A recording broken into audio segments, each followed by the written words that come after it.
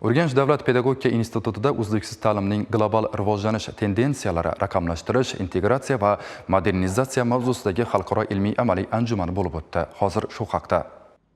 Ushbu xalqaro anjumanda qator mamlakatlardan kelgan taniqli olim va ekspertlar ishtirok etishdi. Ularning O'zbekistonda amalga oshirilayotgan ta'lim siyosati, shuningdek tizimni yangi bosqichga olib chiqish haqidagi fikr-mulohazalari albatta e'tiborga molik. Anjumanning aynan O'zbekistonda tashkil etilishi mamlakatimizda amalga oshirilayotgan ta'lim islohotlarining xalqaro miqyosdagi e'tirofi deyish mumkin. Bu yerda Rossiya, Hindiston, Turkiya, Ozarbayjon, Qozog'iston kabi qator davlatlardan taniqli professor, o'qituvchilar, ilmiy tadqiqotchilar kelishgan.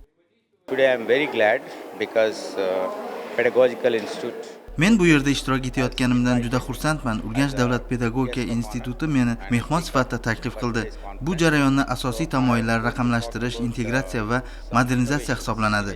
O'zbekistondagi ta'lim sohasida amalga oshirilayotgan o'zgarishlar meni hayratda qoldirdi. Ayniqsa raqamlashtirish yo'nalishidagi tashabbuslar va xalqaro hamkorlik masalalardagi ochiqlik yuqori bahoga loyiq. O'zbekiston bugun Markaziy Osiyodagi ta'lim markaziga aylanmoqda desam, hech ham adashmayman.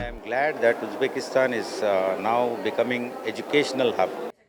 Anjumanning asosiy maqsadi xalqaro hamkorlikni kengaytirish, uzluksiz ta'lim konsepsiyasini global darajada muhokama qilish va innovatsion g'oyalarni o'zaro almashishdir. Aynan mana shu ilmiy amaliy anjuman natijasida mana shu jamiyatimizdagi belgilangan vazifalarni amalga oshirish maqsadida juda katta ishlar amalga oshirilgan.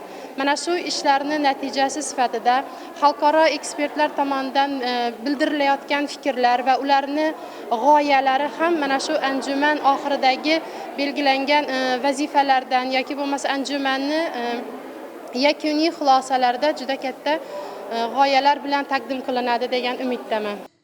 Anjumanning ilmiy sessiyalarida raqamli ta'lim texnologiyalarini joriy etish, fan va amaliyot integratsiyasi, shuningdek pedagogik kadrlar tayyorlashda innovatsion yondashuvlar asosiy mavzular bo'ldi. Xalqaro konferensiya doirasida hamkorlik memorandumlari imzolandi. Qo'shimcha loyihalar ichida kelishuvlar amalga oshirildi. O'tkazilgan ilmiy-amaliy anjuman nafaqat ilmiy doiralar, balki butun ta'lim sohasining global integratsiyasi uchun muhim platforma bo'ldi.